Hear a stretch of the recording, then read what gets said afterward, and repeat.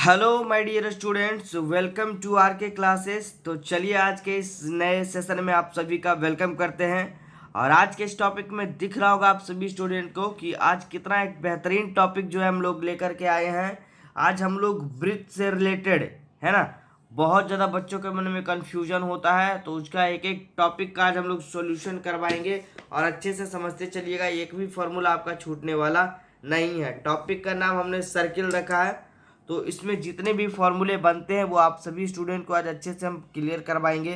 देखिए, बार बार का कन्फ्यूजन एकदम ये कर लीजिए, आप अपने दिमाग से हटा लीजिए। और इस फॉर्मूले को पढ़ने के बाद मुझे नहीं लगता है कि आपका एक भी सवाल आपके एग्ज़ाम में, चाहे वो क्लास 10th का एग्ज़ाम हो, 12th का एग्ज़ाम हो, या और भी अदर कॉम्पिटेटिव एग्ज़ाम में आप प्रवेश कर रहे हो, वहाँ पे छूटने वाला है। ठीक है, तो जो भी स्टूडेंट न्यू है चैनल पे, सब्सक्राइब का बटन दबा दीजिएगा और बगल में बेल आइकन होगा उसको प्रेस कर दीजिएगा, ताकि हमारे अगले आने वाले वीडियो का नोटिफिकेशन आपको मिल सके। चलिए शुरुआत करते हैं जल्दी से क्लास को। आज का हमने जो पहला टॉपिक रखा है, देखिए, वृत्त का क्षेत्रफल। सबसे पहले एक वृत्त को हम लोग ये कर लेते हैं, ड्रॉ कर लेते हैं, है ना। चलिए,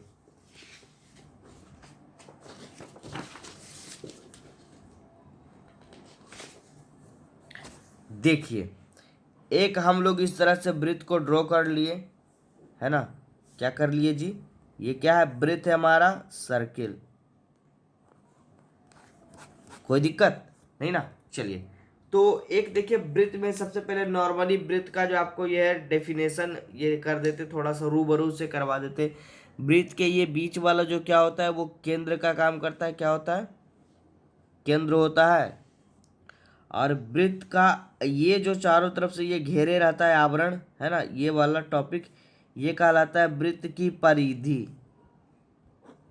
वृत्त की परिधि, और परिधि का मतलब ही कहिए, चाहे इसको कहिए आप पूरा माप, यानी जिससे वृत्त जो है ये बना रहता है, तो परिधि कहिए या इसका परिमाप कहिए या पूरा माप कहिए, एक ही बात है ना। बहुत ज़्यादा बच्चों के मन में कन्फ्यूजन भी रहता है कि अगर वृत्त का परिमाप पूछ देता है तो बच्चे कन्फ्यूज हो जाते हैं कि अरे ये तो हमने पढ़ा ही नहीं, समझ रहे हैं। तो आज के बाद आपका ये कन्फ्यूजन हटा लेना है कि वृत्त का परिमाप कहने का मतलब हो गया वृत्त की परिधि, है ना। और ये देखिए, वृत्त में यहाँ से यहाँ तक जो रेखा होती है, यानी केंद्र और परिधि को मिलाने वाली रेखा क्या कहलाती है, आर, यानी कि त्रिज्या कहलाती है। ठीक है, इसका डिटेल रूप से भी हम एक लेक्चर लेकर के आएंगे, उसमें थ्योरिकल रूप से आपको समझाएंगे। अभी तो हमारा ये फॉर्मूले वाला लेक्चर है, तो थोड़ा सा बच्चों को रूबरू करवा देते हैं जो बच्चे नहीं भी जानते हैं, ठीक है, ताकि उनका कन्फ्यूजन ना हो। तो हमने त्रिज्या के बारे में जान लिया कि वृत्त के केंद्र और परिधि को मिलाने वाली रेखा त्रिज्या कहलाती है। और यही रेखा को इधर से भी अगर हम मिला दें, यानी पूरा कर दें, यानी कि दोनों परिधियों को मिलाने, परिधि के दो बिंदुओं को मिलाने वाली रेखा जो केंद्र से होकर के जाती है, ये क्या कहलाती है, वृत्त का व्यास कहलाती है। ये क्या कहलाएगी जी, वृत्त का व्यास, है ना। चलिए, और इस व्यास के अलावा जो केंद्र से नहीं जाएगी, जो रेखा इस तरह से गुजरेगी नीचे ऊपर, इसको हम लोग वृत्त की जीवा कहते हैं, समझ रहे हैं। ये वाला भी जीवा ही होता है, लेकिन ये वृत्त की सबसे बड़ी जीवा कहलाता है। तो चलिए, ये सब बातें हम लोग और भी अगले टॉपिक में करेंगे, जब वृत्त का पूरा थ्योरिकल टॉपिक हम लोग पढ़ाई करेंगे। तब तक के लिए नॉर्मली में आप लोग जानिए कि ये वृत्त की परिधि होता है जो चारों तरफ से इसको घेरे रहता है, यहाँ से यहाँ इसकी त्रिज्या होती है, ये पूरा अगर मिला दे तो वो व्यास कहलाती है। और इसके नीचे वाला जो ये सब छोटा छोटा होता है वो वृत्त की जीवा कहलाती है। ये भी जीवा ही होती है, यानी वृत्त की सबसे बड़ी जीवा वृत्त की व्यास होती है। क्लियर है, याद रखिएगा। चलिए, तो हम लोग देखिए इसके फॉर्मूले को पढ़ेंगे। सबसे पहला फॉर्मूला हमारा होता है वृत्त का क्षेत्रफल पाई आर स्क्वायर, है ना। अब देखिए, पाई तो क्या, पाई के बारे में जानिए कि पाई एक अपरिमेय संख्या होती है जिसका मान 22/7 होता है ना। इसके बारे में आगे चर्चा करेंगे कि यह परिमेय कैसे होता है, अपरिमेय, जबकि ये p/q के रूप में होता है, फिर भी इसे हम लोग अपरिमेय मानते हैं, तो ये अपवाद में कहलाता है। ठीक है, अब परिमेय परिमेय तो आप लोगों ने पढ़ा ही रखा होगा, पढ़ ही रखा होगा। तो पाई का मान आपको 22/7 ये लेना है, या अगर क्वेश्चन में बोला जाए तब 3.14 लेना है। बोला जाए तब, ऐसे नॉर्मली में याद रखना है कि पाई का मान 22/7 होता है। तो देखिए, वृत्त का क्षेत्रफल क्या हो जाएगा, पाई आर स्क्वायर, यानी पाई का मान 22/7 और आर हमारा क्या हो जाएगा, अभी हमने पढ़ रखा है कि आर जो हमारा है ये आर क्या कहलाएगा जी, वृत्त की त्रिज्या कहलाएगा। क्लियर है। चलिए दूसरा फॉर्मूला इसमें देखिए हमने अच्छे से लिखवा दिया है और अच्छे से नोट करवा दिया है। वृत्त का परिमाप कहिए चाहे वृत्त की परिधि कहिए, राइट आंसर हो जाएगा 2πr, यानी 2 × 22/7 × r। देखिए बहुत ज़्यादा बच्चों को कन्फ्यूजन इसमें होता है, तो कन्फ्यूजन को दूर रखिए, बिना रटे हुए सवालों को कैसे आप याद रख सकते हो। देखिए जैसे ही वृत्त की परिधि और वृत्त के क्षेत्रफल में बहुत बड़ा कन्फ्यूजन होता है, बच्चे एग्जाम तक में गलत करके आ जाते हैं। देखिए अब हम एक कन्फ्यूजन आपका दूर कर रहे हैं, है ना। देखिए हमेशा क्वेश्चन में जब फॉर्मूले की बात आए तो क्षेत्रफल जैसा ही रहे, क्षेत्रफल क्या होता है वर्ग सेंटीमीटर में, यानी स्क्वायर में होता है ना। होता है ना कि इतना क्षेत्रफल आया वर्ग सेंटीमीटर स्क्वायर, तो जब क्षेत्रफल वाला सवाल आए तो क्या कर देना है स्क्वायर, πr स्क्वायर। और जब परिधि पूरा माप वाला है तो माप तो सिर्फ सेंटीमीटर में या मीटर में होता है ना, या किलोमीटर में होता है, तो आपको क्या करना है वृत्त की परिधि में 2πr, यानी क्षेत्रफल आए तो स्क्वायर वाला फॉर्मूला टिक कर देना है। क्लियर है। 10th वाले स्टूडेंट ध्यान से देखिएगा, कभी भी कंफ्यूजन आपका नहीं होगा सवाल में। चलिए अगला सवाल एकदम नॉर्मली सा, अर्धवृत्त का क्षेत्रफल। देखिए πr² तो होता है वृत्त का क्षेत्रफल, और इस वृत्त के क्षेत्रफल को अगर आधा कर दीजिएगा तो वो अर्धवृत्त होगा।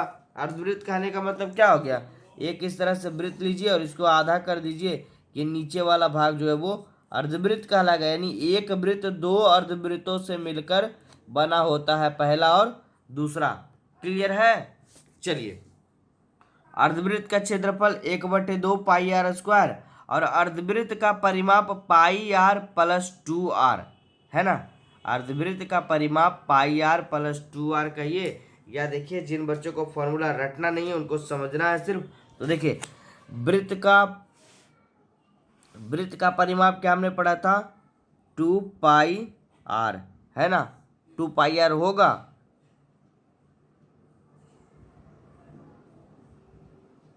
अब देखिए यहाँ पे क्या करेंगे, बटे 2 करेंगे, 2 से 2 जाएगा तो यहाँ पे बचेगा πr। लेकिन देखिए सवाल में कह रहा है πr+2r, इसके बारे में हम लोग फिगर बनाकर एक बार अगले लेक्चर जब इसके थ्योरिकल में आएंगे पूरे वृत्त और अर्धवृत्त को हम लोग डिनोट करेंगे, तब समझाएंगे आपको ये 2r क्यों होता है सवाल ये फॉर्मूले में, क्योंकि यहाँ पे r जो है वो 2 बार दिखता है, वो आपको अच्छे से एकदम बेहतरीन तरीके से समझाएंगे। अभी आप लोग इसके फॉर्मूले को बस समझ लीजिए। ये देखिए अर्धवृत्त का क्षेत्रफल 1/2πr² और अर्धवृत्त का परिमाप πr+2r, ठीक है। अब इसमें 3-4 फॉर्मूले और होते हैं जो कि आपके बोर्ड एग्जाम में बहुत ज़्यादा पूछे जाएंगे। एक होता है चतुर्थांश का क्षेत्रफल। अब चतुर्थांश का सिर्फ फिगर जान लीजिए तो आपका क्लियरेशन अच्छे से हो जाएगा। चतुर्थांश का मतलब हो गया इस तरह से एक वृत्त बना दीजिए और इसके 4 टुकड़े कर दीजिए इस तरह से, तो ये वाला जो टॉपिक हो गया ना, यही वृत्त का चतुर्थांश कहलाता है। कौन सा, ये वाला, ये जो इतना भाग हो गया ये वाला, यानी आप इसको ऐसे भी बना सकते हो इस तरह से, इस तरह से, इस तरह से, ये हो गया हमारा चतुर्थांश। तो चतुर्थांश का क्षेत्रफल क्या हो जाएगा, यानी इस पूरे वृत्त के क्षेत्रफल में अगर 1/4 से भाग दे देंगे, क्योंकि एक वृत्त में कितने चतुर्थांश 1 2 3 4 है ना, तो 1/4 से अगर भाग दे देंगे तो वो हमारे चतुर्थांश का क्षेत्रफल कहलाएगा, यानी चतुर्थांश का क्षेत्रफल हमारा 1/4πr²। कोई दिक्कत। और अगला टॉपिक जो वीवीआई करवा रखा है हमने कि चतुर्थांश का परिमाप क्या होएगा π/2 + 2 × r, है ना। फॉर्मूले को लिख लीजिए, समझ लीजिए, फिर अगले लेक्चर में थ्योरिकल में वृत्त के चैप्टर को जब हम पढ़ाएंगे उसमें एक एक टॉपिक को निचोड़ से एकदम बतलाएंगे, ठीक है। चलिए अगले टॉपिक पे आते हैं, त्रिज्या खंड का क्षेत्रफल। याद रखिएगा मोस्ट वीवीआई आपके बोर्ड एग्जाम से रिलेटेड सवाल, त्रिज्या खंड का क्षेत्रफल कभी कभी फॉर्मूले के रूप में भी पूछा जा सकता है। θ/360 × πr²। सबके बारे में पता है, थीटा दिया रहेगा, पाई का मान आपको पता है 22/7, आर पता है वृत्त की त्रिज्या यानी त्रिज्या खंड की त्रिज्या। और अगला एक पूछा जाता है सबसे अंतिम और सबसे बेहतरीन, चाप की लंबाई। क्या बोलना है, θ/360 × 2πr। क्लियर है। चलिए, तो इन सारे टॉपिक्स और फॉर्मूले को पढ़ लेने के बाद आपका एक एक टॉपिक क्लियर हो जाएगा और आपका एक भी सवाल जो है ना वो सर्किल से रिलेटेड एक भी सवाल आपके बोर्ड एग्जाम में छूटने वाला नहीं है। ठीक है, तब तक के लिए ऑल द बेस्ट, बने रहिए हमारे चैनल पे। और अगर वीडियो अच्छा लगा हो तो लाइक व शेयर जरूर करिए। फिर मिलते हैं हम लोग नेक्स्ट क्लास में और भी एक बेहतरीन टॉपिक के साथ। तब तक के लिए ऑल द बेस्ट।